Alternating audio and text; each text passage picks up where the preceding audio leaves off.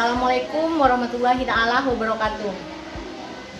Hari ini adalah pendampingan individu saya yang keempat, program Guru Penggerak. Hari ini saya ditemani oleh beliau, Ibu Endrawasi, selaku pengajar praktik saya pada PGP Angkatan 5 ini.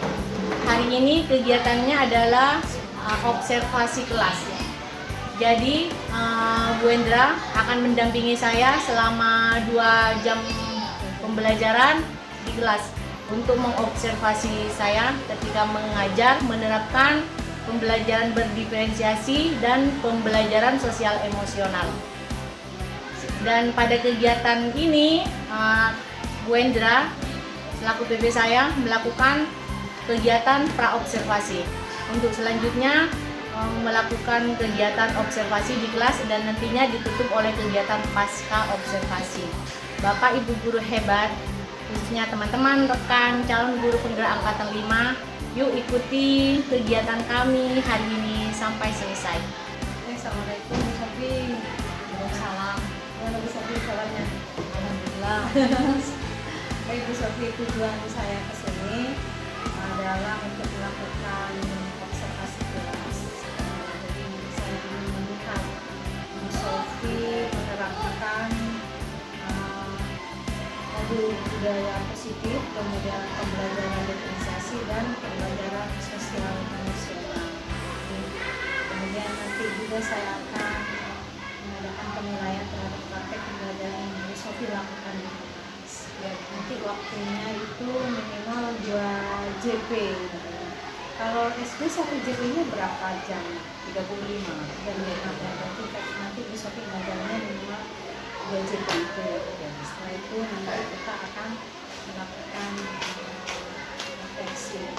Nah, untuk nanti Bu Sofi saat praktek pembelajaran di kelas, kalau boleh saya tahu secara ringkas, itu rancangan pelaksanaan pembelajarannya gimana?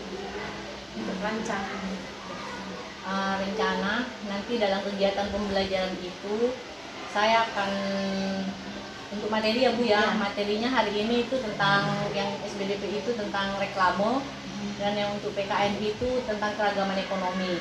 Itu untuk materinya. kelas berapa ya? Kelas 6. Oh, kelas 6. Ya, tema 5 sekarang Bu. Iya. Terus untuk strategi pembelajaran yang saya lakukan itu dengan model diskusi Bu. Saya dalam diskusi itu saya memetakan anak sesuai dengan gaya belajar mereka. Jadi nanti dalam diskusi itu ada kelompok yang auditori, ada kelompok yang visual, ya ada kelompok yang listening ya gitu. Tapi untuk produknya sama. Jadi saya hanya mengadakan pembelajaran di proses ya Bu, di prosesnya Bu. Untuk penilaiannya yaitu Bu dari selama observasi selama proses, terus dari hasil kerja mereka.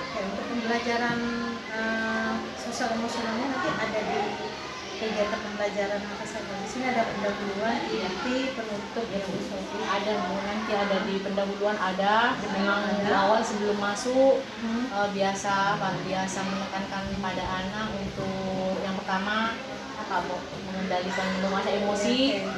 Terus Terus di inti ada juga. Ada juga Bu, nanti Bu mungkin saling menghargai ya. Ada diskusi tadi ya. Kemudian di penutup juga. Ini kayaknya yang diwarnai kuning-kuning. Iya. Untuk ini yang kuning ini apa? KSE juga. KSE-nya Bu. Jadi nanti saya menginformasikan kepada Bu Sofi bahwa selama Bu Sofi melakukan pembelajaran nanti saya akan mencatat beberapa hasilnya. Nanti hasilnya nanti kita diskusikan setelah observasi. Ya, itu ya. Baik Bu Sofi, terima kasih. Kita ke kelas. Yuk, tarik nafas dalam-dalam. Lepaskan. Tarik lagi. Ayo, sekarang silakan tangan tegakkan ke depan, ke samping. Tarik nafas. Turunkan. Taruh di atas meja. Semua tatapan mengarah ke ibu ya. Sudah. Ibu mau tidak ada suara.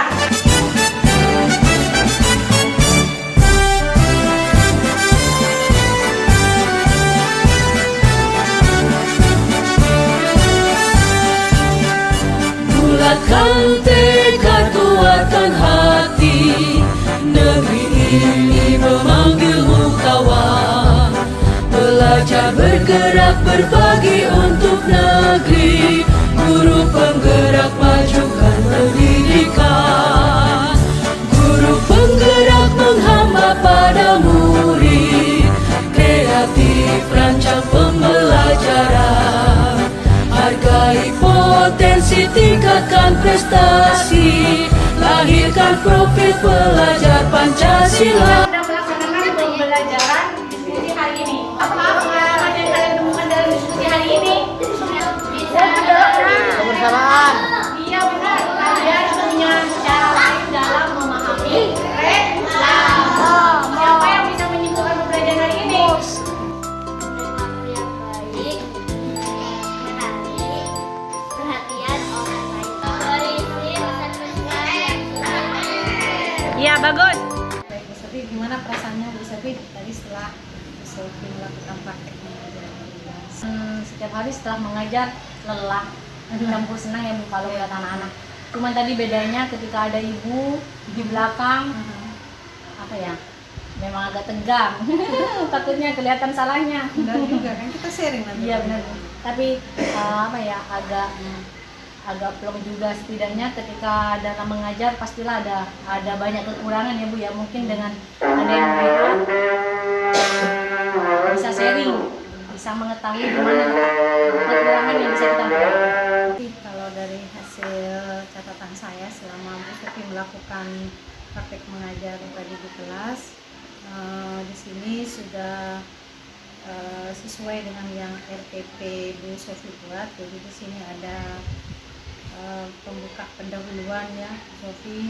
Tadi pendahuluannya ada salam, doa, menyanyikan lagu nasional, dan ada speakingnya juga ya. Kemudian di kegiatan inti di situ Bu Sofi juga sudah menyampaikan tujuan belajarnya apa. Tadi mengidentifikasi reklame Iya ya, Bu. ya. Iya, kemudian menanyakan kesiapan belajarnya, seperti menanyakan alat-alat bahannya apa sudah dibawa gitu ya. Kemudian setelah itu pembagian kelompok. Di sini Bu Sofi membagi kelompoknya berdasarkan gaya belajar Iya ya Bu. Bu. Jadi gaya belajar visual, kinestetik, kemudian Auditor ya Bu ya. auditori tadi menurut Audio visual ya Bu ya. visual apa ada audionya Bu? Audio visual Bu. Ada Audio visual. tadi. Oke, yang itu berarti audio Iya, visual visual, ya. Bu. Kemudian Yang kinestetik itu bukan suka lompat-lompat, jadi saya arahkan keluar. oh gitu.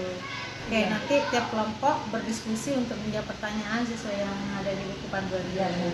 Kemudian tiap kelompok mempresentasikan hasil diskusinya ke depan. Ya. Oke, kemudian di penutup Bu Sofi melakukan refleksi dengan murid-murid dengan memberikan beberapa pertanyaan kepada murid ya Bu. Ya, Misalnya kayak apa yang sudah kalian belajar hari ini, bagaimana perasaannya gitu ya Bu. Iya.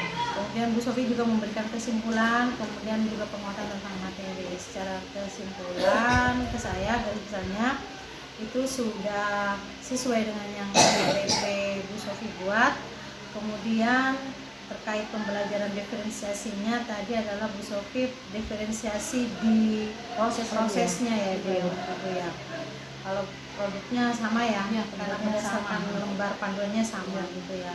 Kemudian untuk KSE-nya sendiri Bu Sofi tadi ada KSE Mindfulness itu ya, Bu ya? Iya, kesadaran dirinya Ya. sudah ada di awal itu ya Bu. Di pembukaan, kemudian di pendahuluan, kemudian ada kesadaran sosial karena Bu Sofi tadi mengarahkan untuk selalu kerjasama, menghargai, itu kan sosial Keterampilan ya. berelasi juga ya Bu ya. Ya, berempati Iya. ya, berelasinya juga ada di situ. Baik Bu Sofi, itu mungkin catatan dari saya selama Bu Sofi tadi mengajar. Cuma di sini saya ada beberapa pertanyaan ya Bu Sofi ya Bu. Karena mungkin ini SD ya Bu. Iya Bu. Saya kan ngajarnya di SMA ya, jadi anaknya udah dewasa gitu ya.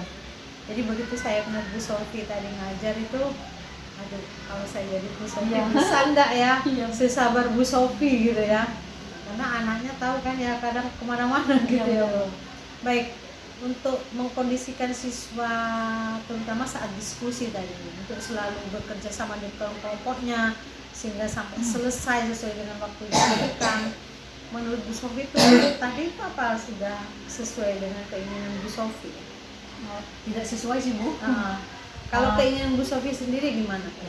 Keinginannya dalam kelompok itu yang pertama mereka bisa disiplin ya Bu ya, bisa bertanggung jawab terhadap tata tertib atau keyakinan kelas yang sudah ada di kelas. Misalnya kelompok 1 ya duduklah di kelompok 1, yang kelompok 2 duduklah di kelompok 2. Terus yang diberi yang kebetulan gaya belajarnya adalah kinestetik kan keluar.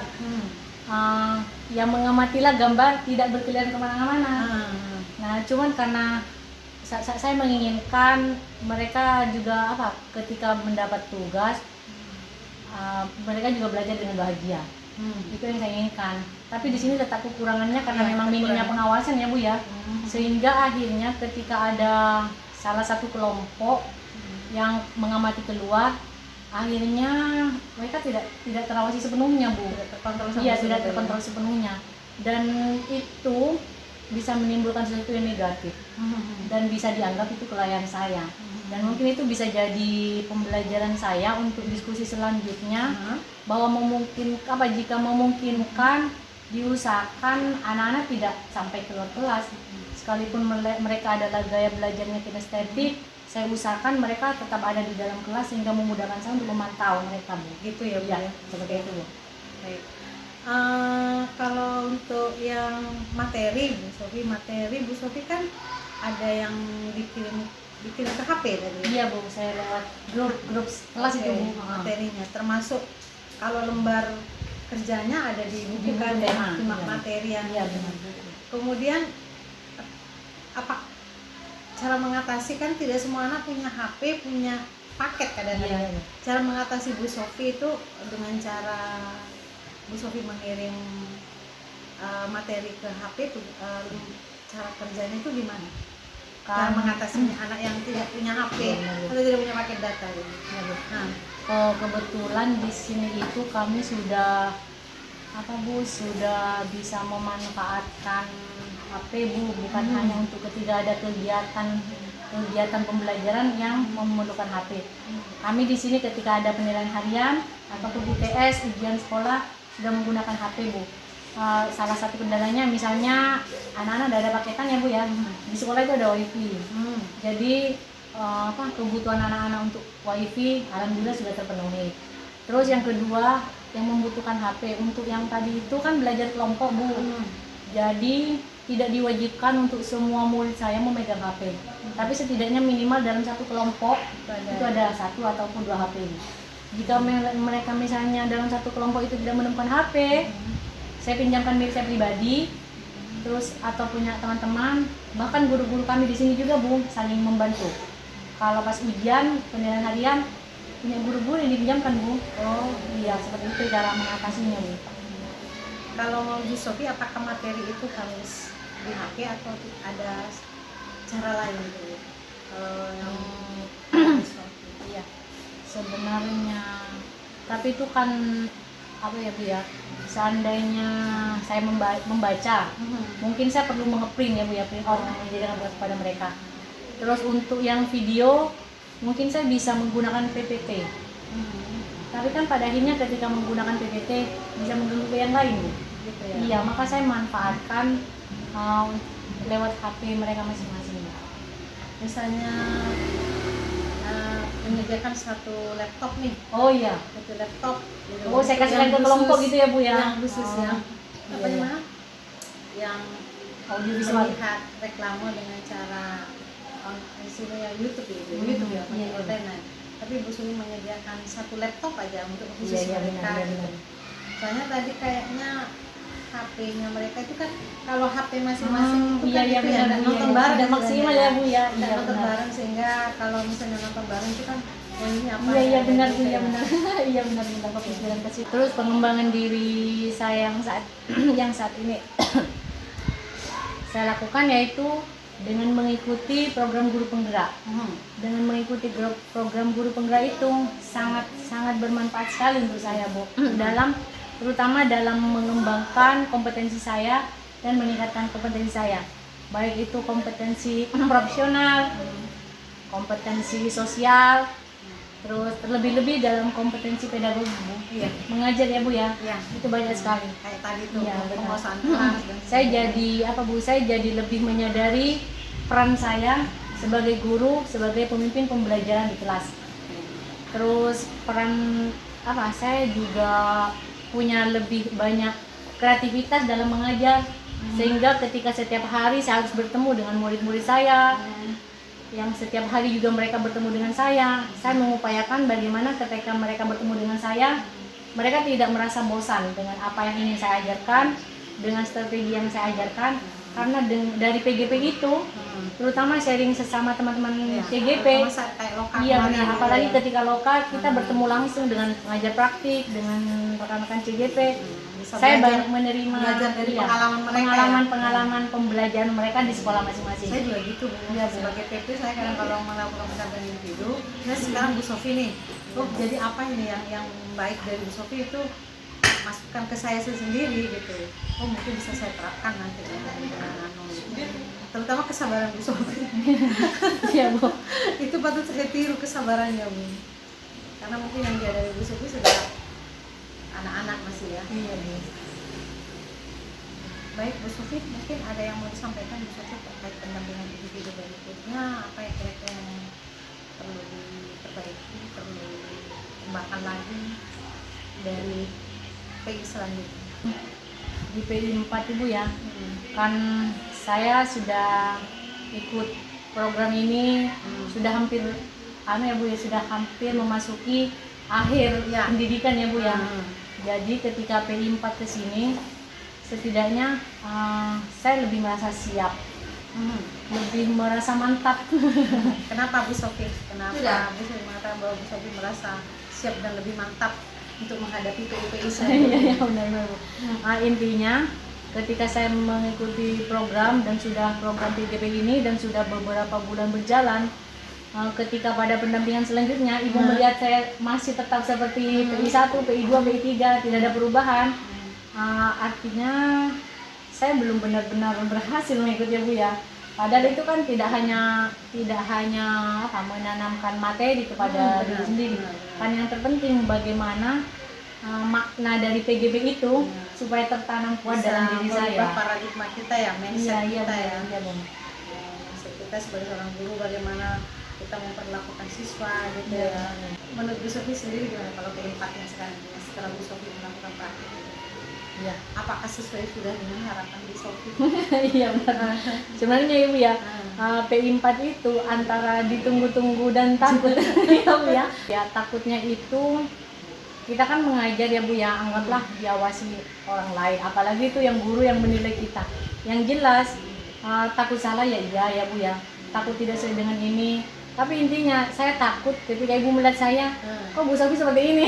Seperti itu Bu ya. Sebenarnya bukan kalau takut salah berarti nanti kan ada perbaikan ada itu Bu, ada nilai gitu ya. Jadi walaupun ada nilai kita lebih ke sharing kok. Jadi Bu Sofi yang kurang apa? Nah, kita sharing. Ya tapi kalau pas ketika ingat, saya kan mengajar, dari proses menjadi guru ini saya tidak tanpa proses penilaian observasi ini Bu, kita tidak akan mencapai pada titik yang kita harapkan. Jadi memang saya berharap adanya observasi ini seperti itu. Iya, cuma kita tahu ya apa sih yang jadi kekurangan kita, apa yang harus saya perbaiki. Bu Sofi, terima kasih banyak sudah mau berbagi sharing cerita dengan saya.